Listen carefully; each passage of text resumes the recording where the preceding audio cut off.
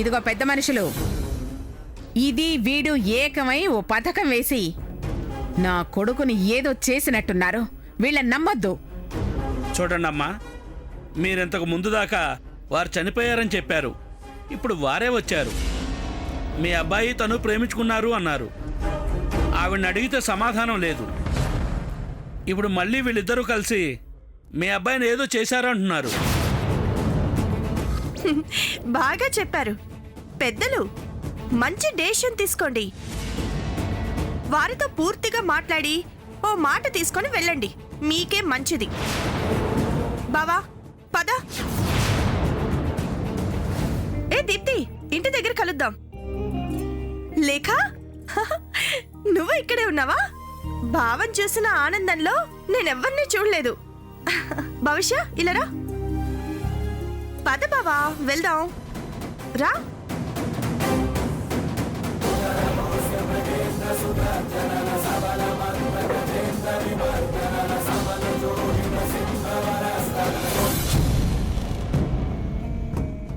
బావా, చాలా ఏళ్ల తర్వాత నేను ఈ ఊరొచ్చాను. ఎంత మారిపోయిందో.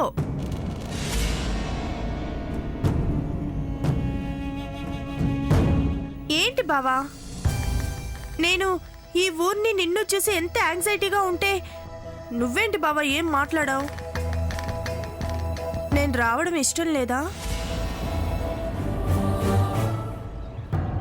బావా, మనం చిన్నప్పుడు ఇక్కడే ఆడుకునే వాళ్ళం కదా, గుర్తుందా?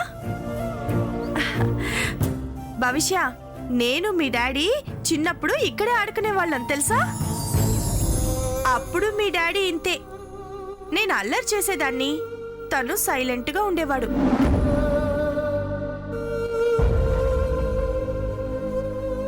బావా అటు చూడు. చూడు బావా, ఏమైనా గుర్తొస్తుందా? ఇక్కడే నన్ను నువ్వు మొదటిసారి చెంప మీద కొట్టావు. నేను నా ప్రేమ బయట పెట్టాను, నువ్వు కోప్పడ్డావు. తర్వాత ఓకే అన్నావు. అది వేరే విషయం. గుర్తొచ్చిందా?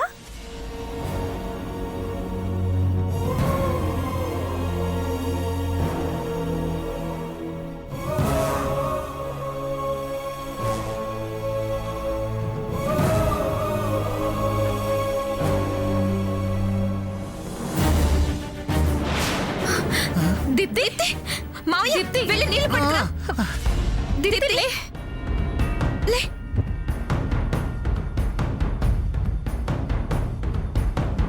దీప్తి తప్పకుండా తప్పకుండా. ఇటు వెళ్ళమ్మా.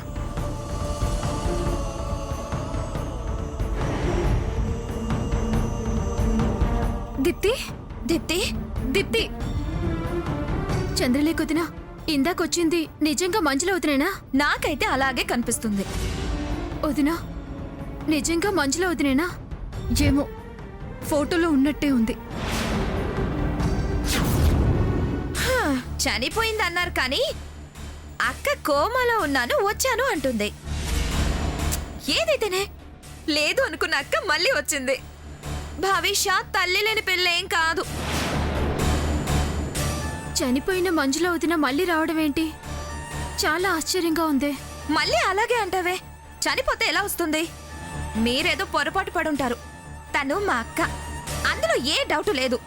ఆ నడక, చూపు, మాట అంతా అదే, ఏ మార్పు లేదు.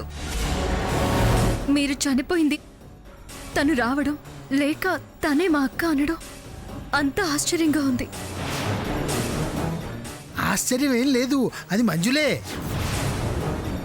అవును మావయ్య, అక్కే. సరే పదండి, అక్కతో మాట్లాడాలి.